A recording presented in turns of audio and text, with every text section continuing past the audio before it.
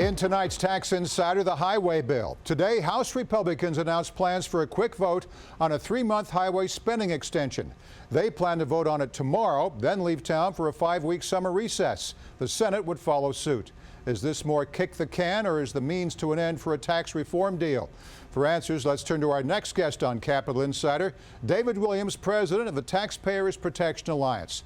Dave, if Congress fails to act, authority for federal highway aid payments will expire Friday at midnight. The Federal Highway Trust Fund will probably drop below a minimum cushion of $4 billion and postpone aid to states. Is that a worst-case scenario?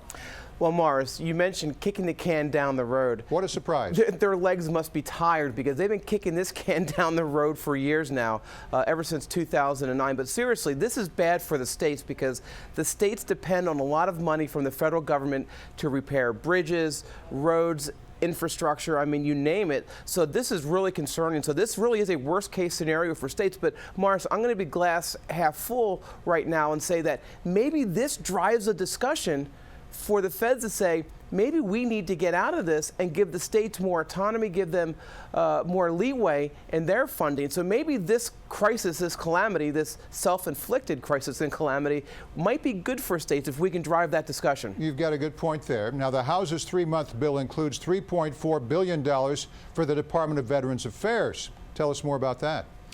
So this came as a shock to a lot of people, but the Department of Veterans Affairs, they've run out of money for their hospitals.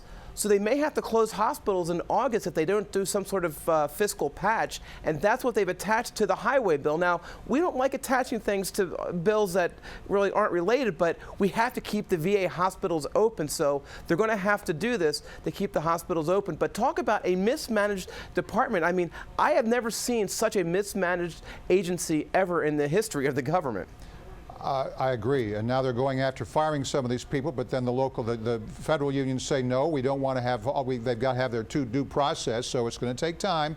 Here's what I find appalling too. All sides claim they want a longer-term bill paid for with a tax reform deal sought by leaders of both parties. Do they simply need more time? Well, yes and no. We've given them a lot of time, and they haven't done this. They knew about this July 31st deadline for years. Yeah. I mean, they knew this was going to come up on them. So more time doesn't mean better policy, but we don't want them to rush through a transportation bill. They did this last week where where Senator McConnell and Boxer had this 1,000-page bill and said, okay, let's vote on it. Well, it's 1,000 pages. No one can read 1,000 pages that quickly, so they had to slow the process down. It's not good government when you're trying to pass a 1,000-page bill in 1 or 2 days. Or let's just pass it and read about it later. Yeah. We've heard that before. Yeah. Let's get to the elephant in the room here. On Monday, the Senate voted 64-29 to add legislation reviving the federal Export-Import Bank to the highway bill. House leaders say no way. Many people we've had on Capitol Insider call this a corporate welfare program. So is it dead or alive?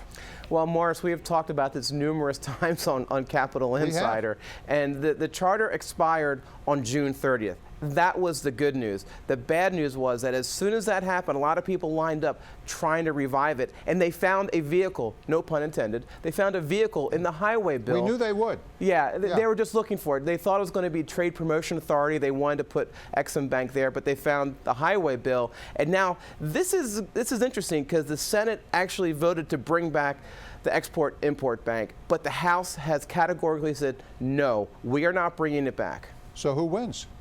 Well, right now taxpayers are winning because the Export-Import Bank is dead. But what's going to happen in the House during this debate? Is the House going to allow a vote on the Export-Import Bank? So we're still trying to figure these things out as we get towards the end of the month and towards the expiration of the highway bill. So a lot can happen in the next 48 hours. Got the power of the president. Obama was pushing for it last week. That surprised me. But, you know, you just follow the money and see where all of this is going. It makes sense. All right, back to the highway bill. This delay could spell a messy fall season on Capitol Hill. Will it complicate efforts to keep the government open? What's your prediction? So the highway bill's extension is going to be 3 months, and that should last until the end of October. But this fall, don't watch any reality TV because Congress is going to be the best reality TV that you can watch I believe ever. you. It's going to be funny. It's going to be sad.